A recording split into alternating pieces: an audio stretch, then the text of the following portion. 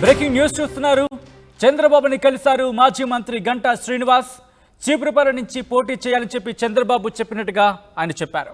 ఇక చీపురుపల్లి ఈసారి గెలుస్తున్నామని చెప్పి చంద్రబాబు ధీమాను వ్యక్తం చేశారని చెప్పి గంటా చెప్పుకొచ్చారు. భీమిలి లేదా విశాఖ నుంచి పోటీ చేస్తారని చంద్రబాబుకి తాను చెప్పినట్టుగా ఆయన అన్నారు.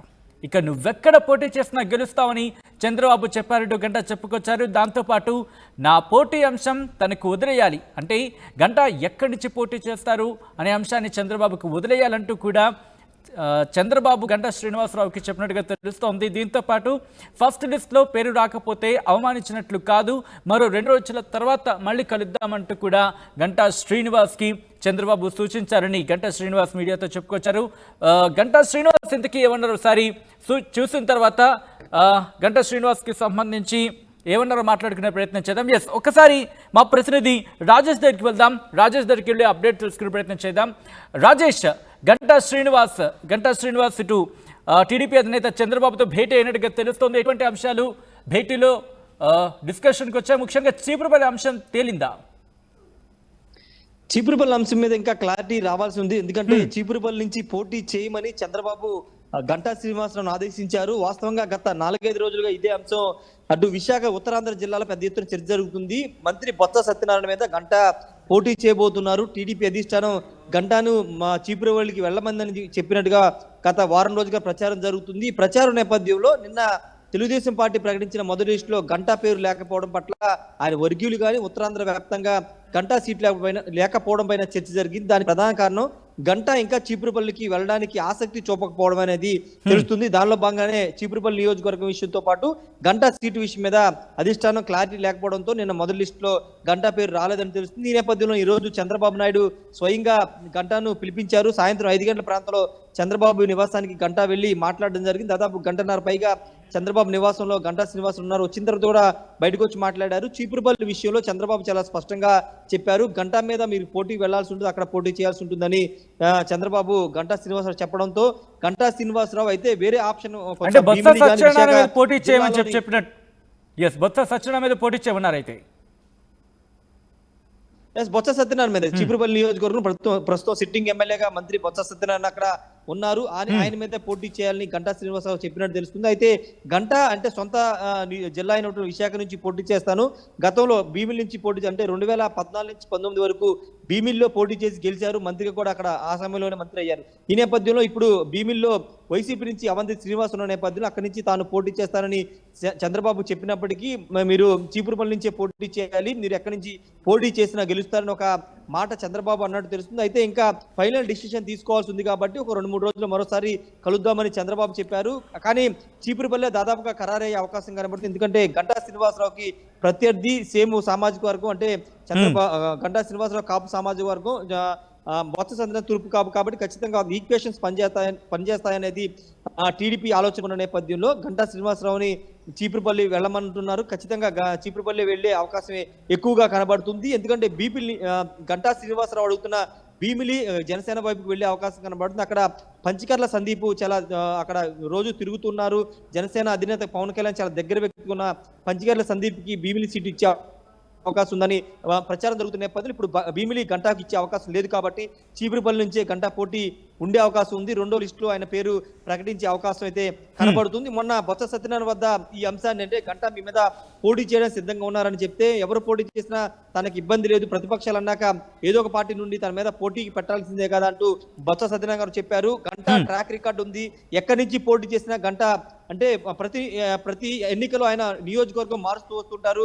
2014లో భీమిలి పోటీ చేస్తే తర్వాత 2019లో విశాఖ తూర్పు నుంచి ఆయన పోటీ చేసి గెలిపొందారు. కానీ ఆయన ఓడిపోయిన 2009 నుంచి వరుసగా ఆయన నియోజకవర్గం మార్చుకుంటూ వస్తున్నారు. కానీ ఎక్కడ కూడా అపజయం అనేది లేదు. ఇప్పుడు ఈ నేపథ్యంలోనే ట్రాక్ రికార్డ్ నేను బద్దలు కొడతానంటూ బొత్స కూడా వ్యాఖ్యలు చేశారు. ఆ ట్రాక్ రికార్డ్ నేను ఇచ్చేస్తానని కూడా బొత్స చెప్పిన నేపథ్యంలో ఇప్పుడు చంద్రబాబు కూడా అదే మాట గంటా వద్ద అన్నట్టు తెలుస్తుంది. ఎందుకంటే మీరు ఎక్కడికి వెళ్ళినా ఎక్కడ పోటీ చేసినా గెలుస్తారు కాబట్టి చీపురుపల్లి పెద్ద కష్టమైన నియోజకవర్గం కాదని అభిప్రాయాన్ని చంద్రబాబు కూడా చెప్పిన నేపథ్యంలో మరి గంటా ఎలాంటి నిర్ణయం తీసుకుంటారు? చీపురుపల్లి ఓకే అంటారా, లేదు తన సొంత జిల్లా అయిన విశాఖ నుంచి ఏదో ఒక చోట నుంచి తనకి పోటీ చేసే అవకాశం కల్పించాలని చంద్రబాబును మరోసారి కలిసి కోరతారు లేదని చూడాల్సిన అవసరం ఉంది. సచిన్.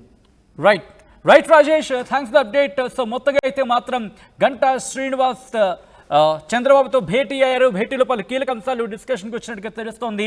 చంద్రబాబుని కలిశారు మాజీ మంత్రి గంటా శ్రీనివాస్. చీపురుపల్లి నుంచి పోటీ చేయాలని చెప్పి చంద్రబాబు సూచించినట్టుగా తెలుస్తోంది. అయితే చీపురుపల్లి ఈసారి గెలుస్తామని చెప్పి చంద్రబాబు ధీమాను కూడా వ్యక్తం చేసినట్టుగా తెలుస్తోంది.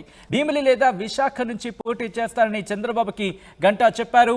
అయితే నువ్వెక్కడ పోటీ చేసినా గెలుస్తామని కూడా చంద్రబాబు ఆయనతో చెప్పినట్టుగా తెలుస్తోంది. ఇంతకీ గంటా శ్రీనివాస్తో చంద్రబాబు భేటీలో ఇటువంటి కీలక అంశాలు డిస్కషన్కి వచ్చాయి. దీని మీద గంటా శ్రీనివాస్ రియాక్షన్ ఏంటి ఇప్పుడు చూద్దాం. లిస్ట్ ఉందో ఫస్ట్ ఆ లిస్ట్ మీద చాలా మంచి పాజిటివ్ రెస్పాన్స్ వచ్చిందని చెప్పడం జరిగింది. ఎక్కడో ఒకటి రెండు చిన్న చిన్న డిస్టర్బెన్స్లు తప్ప మొత్తం చాలా పాజిటివ్ వైబ్రేషన్స్ వస్తూ ఉన్నాయి క్యాండిడేట్ సెలెక్ట్ చేసిన తర్వాత. ఆ విషయం చెప్పడం జరిగింది. అలాగే నా విషయానికి సంబంధించి కూడా ఏదైతే గత కొద్ది రోజులుగా ఈ చీపురుపల్లికి సంబంధించి వస్తున్న వార్తలకు సంబంధించి మా అధ్యక్షుల వారు కూడా చాలా పాజిటివ్గా ఉంది. అది నువ్వు అక్కడ పోటీ చేస్తే బాగుంటుంది ఒకసారి ఆలోచించి చెప్పారు. నేనైతే నాకున్న నా ఒపీనియన్ కూడా చెప్పాను. నేను విశాఖపట్నం జిల్లాలో ఉండాలనుకుంటున్నాను, దట్టు భీమిలి నుంచి కంటెస్ట్ చేయాలని కూడా అనుకుంటున్నాను అని చెప్పడం జరిగింది. Okay, leave it to me. నేను ఒకసారి ఆలోచించి చీపురుపల్లి భీమిలా నీకు ఏది బాగుంటుందో చూసి డెఫినెట్గా నేను నిర్ణయం తీసుకుంటాను. మళ్ళీ మనం ఒక 2-3 డేస్లో నేను పిలుస్తాను, కలుద్దామని చెప్పడం జరిగింది. బలవంతంగా మీరు అక్కడే చేయాలని ఆదేశించినట్టు కొంత అసలు సారు చాలా స్పష్టంగా చెప్పారు. నువ్వు ఎక్కడైనా గెలుస్తాయి అవకాశం ఖచ్చితంగా నీకు ఎలక్షన్ తెలుసు, గెలుస్తావు. పార్టీ ఆలోచన దృష్ట్యా ఏది బాగుంటుందో నిర్ణయం నాకు వదిలేయి.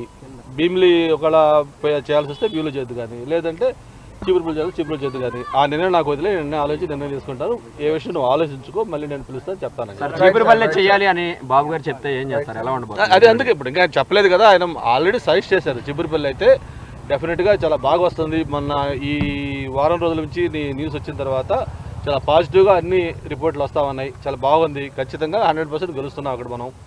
కాబట్టి అదైతే బాగుంటుందని నా ఉద్దేశం. నువ్వు పలానా చోట అంటున్నావు కాబట్టి అది కూడా నేను ఎగ్జామిన్ చేస్తాను. డెఫినెట్గా ఒక 2-3 రోజులు మళ్ళీ పిలుస్తాను, నిర్ణయం తీసుకున్నాను.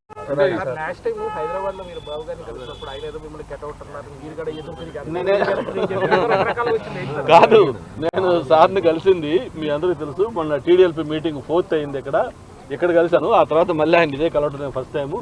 అంటే మీడియా కూడా ఎలా ఉంటుందంటే ఒక నిజంగా కూడా ఇప్పుడు కలిసిన తర్వాత లోపల ఏం మాట్లాడింది మీరు స్పెక్యులేట్ చేయొచ్చు, ఏదో మనం ఒకటి జరిగితే ఇంకోటి అనుకోవచ్చు.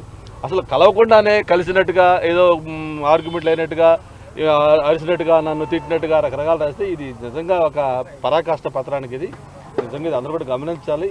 నేను అసలు కలిసి ఆయన్ని ఆ రోజు 4వ ఇక్కడ కలిశాను. మరి ఆ రోజు వార్త వచ్చిన రోజు అసలు ఇప్పుడు ఆయన నేను కలవలేదు, మాట్లాడలేదు. అందుకే నేను దాని మీద ఒక డిఫెన్స్ కూడా వేద్దామని ఆలోచిస్తున్నాను లాయర్లతో మాట్లాడి. ఎందుకంటే కలిసిన తర్వాత లోపల ఏం జరిగిందో వాళ్ళు స్పెక్యులేట్ చేయొచ్చు. అసలు కలవకుండా అట్లా కలిసినట్టుగా లేకపోతే ఏదో అన్నట్టుగా మాట్లాడుతున్నారంటే ఇది నిజంగా చాలా సీనియర్స్ కి ఫస్ట్ లిస్ట్ లో ఛాన్స్ రావడం కొంత మనస్తాపంతో చాలా మంది. ఏం లేదు, సీనియర్స్ ఎందుకు రావడం, ఎవరికి రాలేదు. ఇప్పుడు నాది నేను సీనియర్గా నాకు ఫస్ట్ లిస్ట్లో రాలేదని అనుకోవట్లా. నన్ను ఒక రంగా పార్టీ చాలా ఇంపార్టెన్స్ ఇచ్చింది నన్ను. ఎందుకంటే నువ్వు ఇలా పలానా చోట నువ్వు పోటీ చేయాల్సిన అవసరం ఉంది, నువ్వు చేస్తే బాగుంటుంది అని మేము ఫీల్ అవుతున్నాను, ఆలోచించని చెప్పారంటే దానికి సీట్ లేదని కాదు, ఒక ప్రామినెన్స్ ఇచ్చారు, ఇంపార్టెన్స్ ఇచ్చారు అనుకుంటున్నాను నేను. అక్కడ రకరకాల ఇప్పుడు మనకి అలయన్స్ ఉంది, పొత్తుతో కొన్ని పార్టీలు ఉన్నాయి, అవన్నీ సీట్లు అడ్జస్ట్మెంట్లు ఉన్నాయి, ఇవన్నీ జరుగుతూ ఉన్నాయి. ఇప్పుడు first list, second list, third లిస్టులో ఏమీ వాళ్ళు ఫస్ట్ లిస్ట్ వెళ్ళి ముందే నామినేషన్ సెలక్షన్ చేయట్లా. అందరూ కూడా ఒక రోజు 2 రోజులు లేట్ అవుతుంది తప్ప ఫైనల్గా క్యాండిడేట్స్ అందరూ ఒకేసారి నామినేషన్ వేసుకుంటారు, ఒకే టైంలో ఎలక్షన్ చేసుకుంటారు. కాకపోతే అన్ని 170 సీట్లు ఒకసారి అనౌన్స్ చేశారు కదా. మరి ఈరోజు వైఎస్ఆర్ పార్టీ ఉంది, ఇప్పుడు 7 లిస్టులు ఇచ్చారు. ఎన్ని సీట్లు అనౌన్స్ చేశారు? ఇప్పటికి కేవలం 68-70 సీట్లు అనౌన్స్ చేశారు. అవి కూడా మళ్ళీ మొత్తం సీట్లు గ్యారెంటీ కాదు, నిన్న సుబ్బారెడ్డి గారు చెప్తా ఉన్నారు మళ్ళీ వాటిలో మార్పులు చేర్పులు ఉన్నాయని. కాబట్టి ఆ విధంగా ఫస్ట్ లిస్ట్ ఇచ్చారు కాబట్టి ఏదో సీనియర్స్ అవమానం లేకపోతే వాళ్ళకి ఇబ్బంది ఏం లేదు. పార్టీ అన్ని ఆల్ యాంగిల్స్లో థింక్ చేయాలి, అన్ని ఆలోచించి క్యాండిడేట్లు అనౌన్స్ చేసుకుంటూ వస్తుంది. సార్, జనసేనకు 24 సీట్లు ఇచ్చారని చెప్పేసి వైసీపీ కాపులకు అన్యాయం జరిగిందని చెప్పి ఆరోపిస్తున్నారు. మరి మీ అందరికీ గుర్తుంటుంది, గతంలో ఒకసారి విజయసాయి రెడ్డి గారు, నాగబాబు గారు కూడా ఆ టైంలో చిన్న చర్చలు జరిగినట్టుగా అప్పుడు వాళ్ళు ఆఫర్ చేసిన సీట్లు ఎన్నో ఒకసారి గుర్తు చేసుకోమరండి ఆయనకి. సరే, ఇప్పుడు జనసేనకి ఎన్ని సీట్లు ఇవ్వాలి, తెలుగుదేశం సీట్లు పోటీ చేయాలనేది ఈ పొత్తు పెట్టుకున్న పార్టీల మధ్య జరిగే అంతర్గత వ్యవహారం. అది వాళ్ళ దీన్ని బట్టి వాళ్ళు చేసుకొని వచ్చారు. దానికి పవన్ కళ్యాణ్ గారికినూ తెలుగుదేశం పార్టీ లేని బాధ వాళ్ళకి ఎందుకు బాధ? ఓకే, కాపుల ఓట్లను డ్యామేజ్ చేసే ప్రయత్నం అధికార పార్టీ కొంత చేస్తున్నారు. కాపుల ఓట్లను మళ్ళీ స్ప్లిట్ చేసే ప్రయత్నం అధికార పార్టీ చేస్తున్నారు. ఇప్పుడు వాళ్ళు ఎన్ని ప్రయత్నాలు చేసినా, తల్ల కిందులు పెట్టి తపస్సు చేసినా, ఇది రైటింగ్ ఆన్ ద వాల్ ఈరోజు అనేది చెప్తున్నాను మీకు. నేను రేపు జరిగే ఎన్నికల్లో కాపులు లేకపోతే వీళ్ళు వాళ్ళు కాదు, అన్ని వర్గాల ప్రజలు ఈరోజు ఈ అధికార పార్టీకి దూరం అయ్యారు. ఏ ఒక్క వర్గం కూడా హ్యాపీగా లేని పరిస్థితి వస్తూ ఉంది. అది వైఎస్ఆర్ పార్టీ అనేది it is a sinking boat, ఒక మునుగుతున్న పడవ. అందుకే ఈరోజు ఒక్కొక్కరు వికెట్లు రాలుతా వస్తూ ఉన్నాయి. సీట్లు ఇస్తామని చెప్పినా కూడా మాకు వద్దు బాబాయ్ అని బయటకు వచ్చే పరిస్థితి ఈరోజు వైఎస్ఆర్ పార్టీలో ఉంది. రేపు తెల్లారితే తూర్పున సూర్యుడు ఎలా ఉదయిస్తున్నాడో రేపు జరిగే ఎన్నికల్లో తెలుగుదేశం జనసేన పార్టీ ఒక ఘన విజయం సాధించబోతా ఉంది. లిస్ట్ ఉందో